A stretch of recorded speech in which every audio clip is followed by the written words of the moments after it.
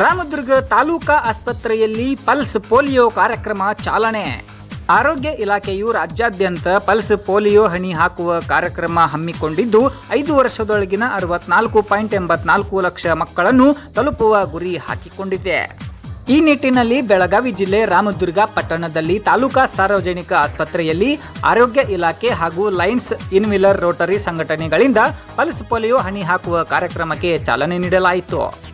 2011ರಿಂದ ಭಾರತದಲ್ಲಿ ಪೋಲಿಯೋ ಪ್ರಕರಣ ವರದಿಯಾಗಿಲ್ಲ.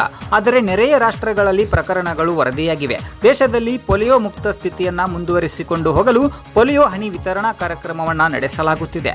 ರಾಜ್ಯದ ಎಲ್ಲ ಆಸ್ಪತ್ರೆಗಳು, ಅಂಗನವಾಡಿಗಳು, ಗುಡ್ಡುಗಾಡ ಪ್ರದೇಶ ಸೇರಿದಂತೆ ವಿವಿಧೆಡೆ ಲಸಿಕೆ ಹಾಕಲು ವ್ಯವಸ್ಥೆ ಮಾಡಲಾಗಿದೆ.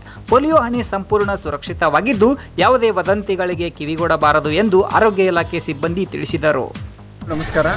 ಇವತ್ತು ರಾಷ್ಟ್ರೀಯ ಪಲ್ಸ್ ಪೋಲಿಯೋ ಕಾರ್ಯಕ್ರಮ ಹಮ್ಮಿಕೊಂಡಿದ್ದೇವೆ ನಮ್ಮ ಜಿಲ್ಲೆಯಲ್ಲಿ.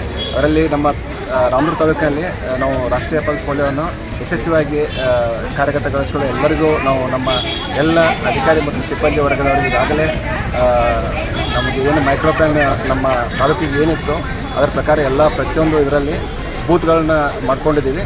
ಆ ಬೂತ್ಗಳಲ್ಲಿ ಪ್ರತಿಯೊಂದು ಎಲ್ಲ ನಮ್ಮ PHCO, CHO ಮತ್ತು ಆಶಾ ಕಾರ್ಯಕರ್ತರು, ಅಂಗನವಾಡಿ ಕಾರ್ಯಕರ್ತರು ಮತ್ತು ಶಾಲಾ ಶಿಕ್ಷಕರು ಸಹಿತ ಇದರಲ್ಲಿ ಎಲ್ಲರೂ ಭಾಗಿಯಾಗಿದ್ದಾರೆ.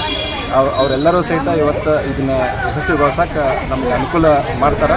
ಮತ್ತು ಎಲ್ಲರೂ ನಮಗೆ ಏನಿದೆ ಅಂದರೆ ಜಿಲ್ಲೆಯಿಂದ ವ್ಯಾಕ್ಸಿನನ್ನು ನಾವು ನೀಡಿದ್ದೀವಿ ತಾಲೂಕುಗಳಿಗೆ.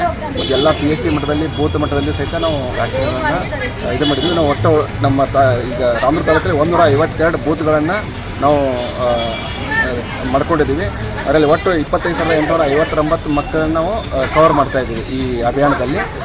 ಈಗ 1ನೇ ದಿವಸ ನಮ್ಮ ಬೂತ್ನಲ್ಲಿ ಮಕ್ಕಳಿಗೆ ವ್ಯಾಕ್ಸಿನನ್ನು ಹಾಕುವಂಥದ್ದು.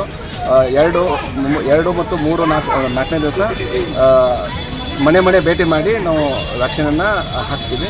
ಎಲ್ಲೆಲ್ಲಿ ಉಳಿದಿರ್ತಾರೆ ಮಕ್ಕಳು ಅವರೆಲ್ಲನೂ ಕವರ್ ಮಾಡ್ತೀವಿ. ಓಕೆ.